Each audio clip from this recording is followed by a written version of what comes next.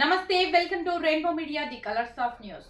Medchal assembly నియోజకవర్గం పరిధిలోని Boduppal municipal corporation 12, 13 డివిజన్ల పరిధిలో జరుగుతున్న భూ కబ్జాలను అరికట్టాలని స్థానిక బీఆర్ఎస్ నాయకులు చంటే శ్రీనివాస్, మీసాల కృష్ణ డిమాండ్ చేశారు.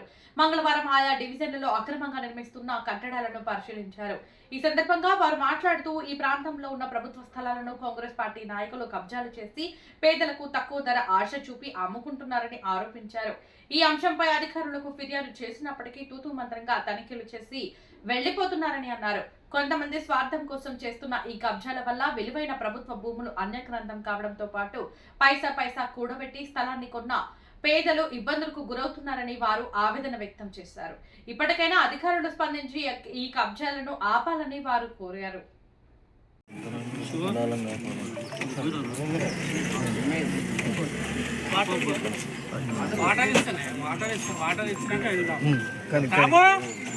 అది టీఆర్ఎస్ పార్టీకి టీఆర్ఎస్ కబ్జా కూడా పెట్టలేదు, పార్టీకి సస్పెండ్ పెట్టలేదు. అది వాస్తవం మాట్లాడదాం. అమ్మినోడు ఉన్నాడు కదా, వాడి మీద కేసు కావాలని చెప్తున్నాం. ఏమంటున్నాం? అమ్మినోళ్ళ మీద కేసు కావాలంటే కబ్జా పెట్టిన అంటే కొన్నారు ఇల్లు, కానీ కబ్జా పెట్టడానికి పక్కన కూర్చుండు. ఇల్లు కూడా కబ్జా పెట్టి వాళ్ళ కూడా మేము చూపెడతాం. వాళ్ళు మిస్ అవుతాం. ఎందుకంటే అందరూ చూద్దాం. ఇవాళ దీన్ని గట్టిగా కొట్లాడదాం అందరం.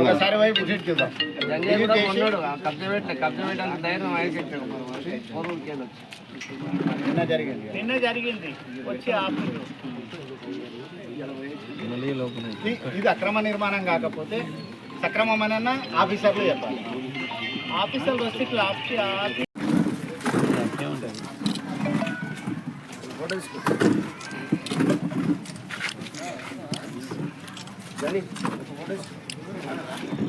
అరికట్టాలని సంబంధిత అధికారులకు విన్నవించుకున్న తూతూ మంత్రంగా ఇవన్నీ చేస్తున్నారు.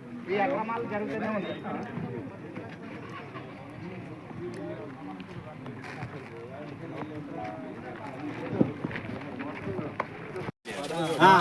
ఇల్లు కొడితే వాళ్ళకి బాధలు వస్తాయని వాళ్ళు కట్టుకొని మంచిగా ఉండొచ్చు.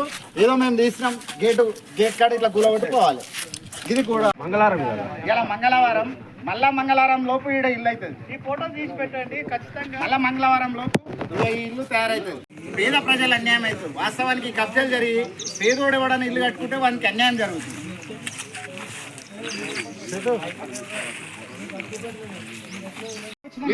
అక్కడ ఇప్పుడు ఆడ పోయి ఓన్లీ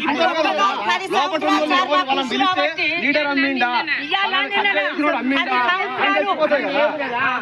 ఇన్ని రోజులు ప్యారేజ్ పోదాం. అది ఇప్పుడు ఎందుకు కాదు, ఇల్లు ఎట్ అవుతాయి అలా మీకు కూడా తెలవాలి. మీరు వెనకటి నుంచి ఉన్నారు కదా జంట తినాలి. ఇప్పుడు లోకల్ ఒక ఊరు వాళ్ళు మీరు మేమన్నా పొరుగురు నుంచి వచ్చి ఇక్కడ కొనుక్కుంటున్నాం.